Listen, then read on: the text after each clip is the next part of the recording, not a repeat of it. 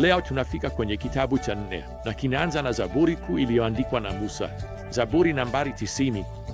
Na lazima nikwambie, ufupi wa maisha ulikuwa moyoni na akilini mwa Musa alipokuwa akiandika shairi hili maalum. Sasa shairi hili kwa kweli ni kuhusu jinsi maisha yanavyokuwa mafupi. Sasa bila shaka mstari wa kawaida katika Zaburi hii uko hapa katika mstari wa 12. Musa anaandika, tufundishe kuhesabu siku zetu ili tupate moyo wa hekima.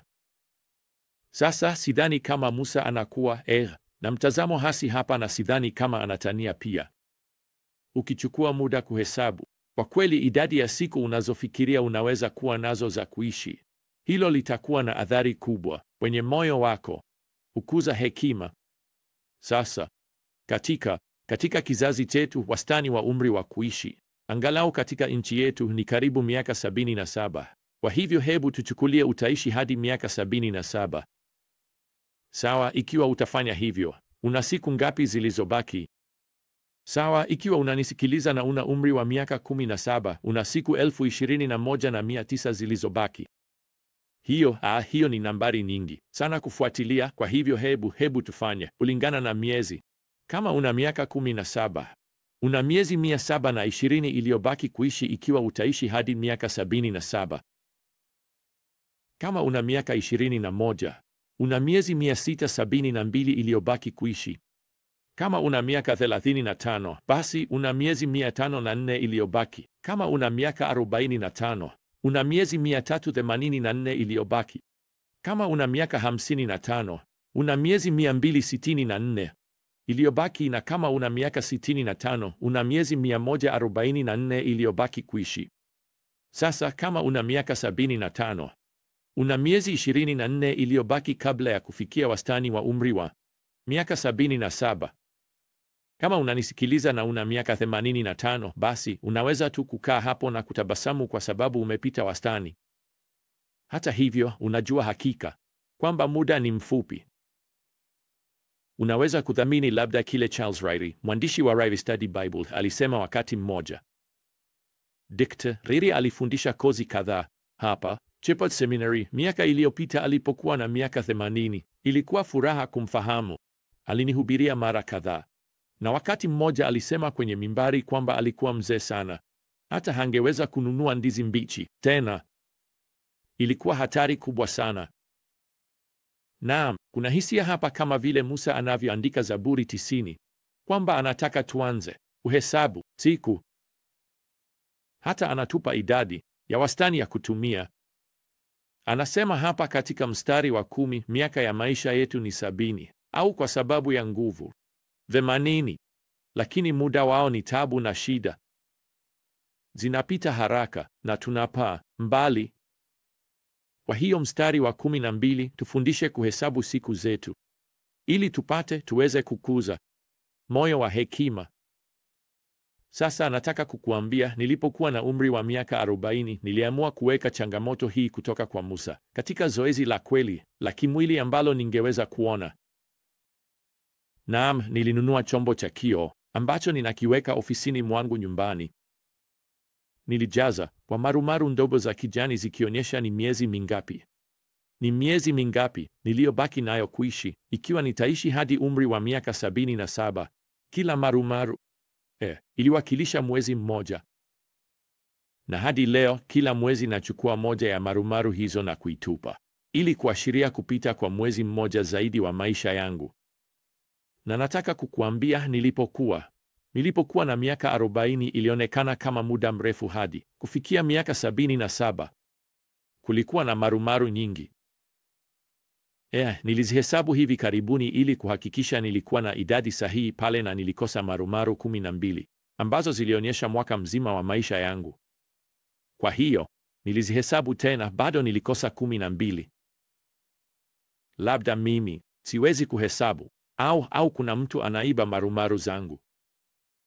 Vema, itakuwaje ikiwa inamaanisha itakuwaje ikiwa inamaanisha ninapoteza marumaru zangu haraka kuliko ilivyotarajiwa? Kwa kweli nimejaribiwa kubadilisha formula na kuifanya miaka 88. Vema, mama yangu aliishi hadi miaka 88 kabla ya kufariki. Au ninafikiria kurekebisha hadi miaka 92 ili kuhesabu umri wa baba yangu.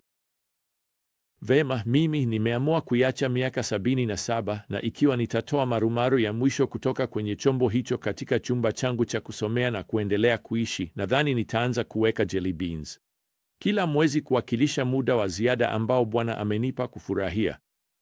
Sikiliza, hii si zoezi la huzuni. Ni ya kibiblia.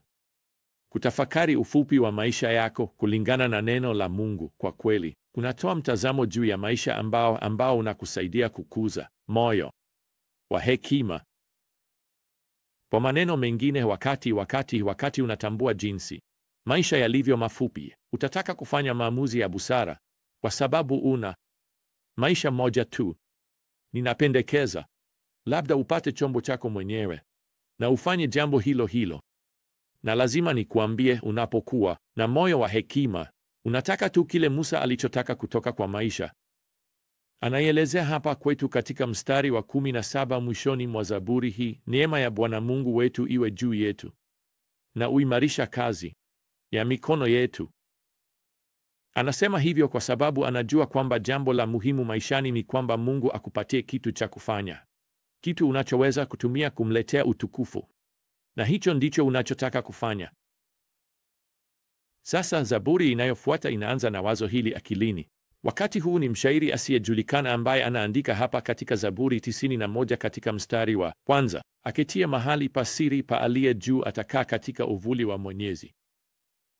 Nitamwambia Bwana, kimbilio langu na ngome yangu.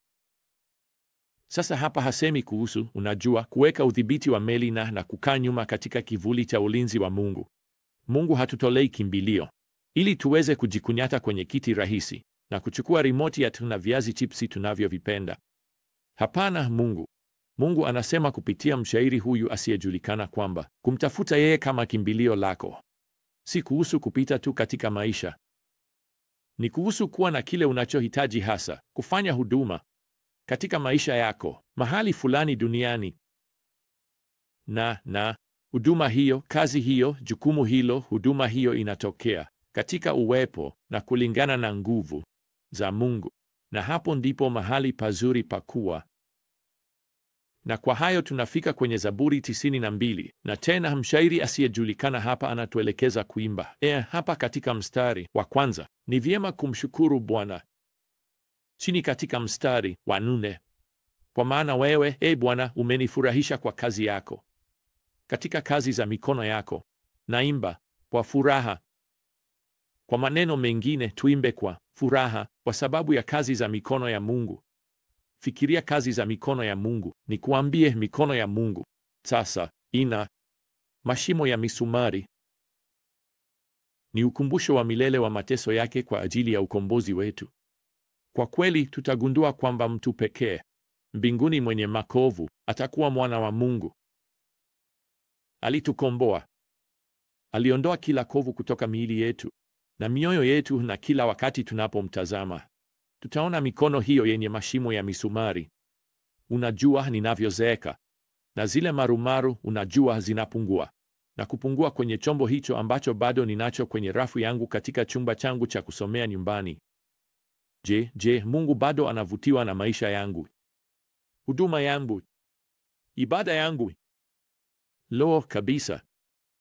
Haijalishi una marumaru ngapi zilizobaki, yeye daima anavutiwa. Mimi binafsi nadhani mojawapo ya uongo mkubwa unaoenezwa na kusukumwa kwa watu ni kwamba wanapaswa kuishi maisha yao ili kwamba wanapokuwa wazee hawatakuwa na haja ya kufanya chochote, hawatakuwa na kazi yoyote, hawatakuwa na haja ya kutoa huduma yoyote. Wanaweza tu kukaa kwenye ukumbi mahali fulani ufukweni na kutazama bahari, au wanaweza kutumia siku zao zote, kukusanya maganda ya baharini au kucheza gofu.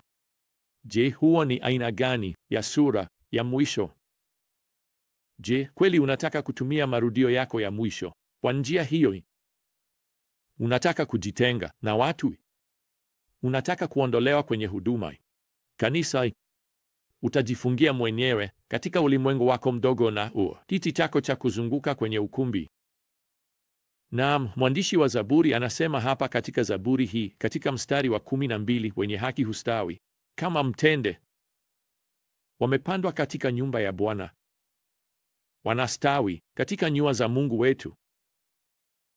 Kwa maneno mengine, bado wanamfuata Bwana, wanaleta matunda katika miaka yao ya uzee, wanawekeza kwa watu, wanaombea watu, wanawahudumia watu wengine. Sasa hawawezi kufanya kazi kwa muda mrefu kama walivyokuwa wakifanya, hawawezi kutembea haraka kama walivyokuwa wakifanya, na kama bado wanaweza kutembea kabisa.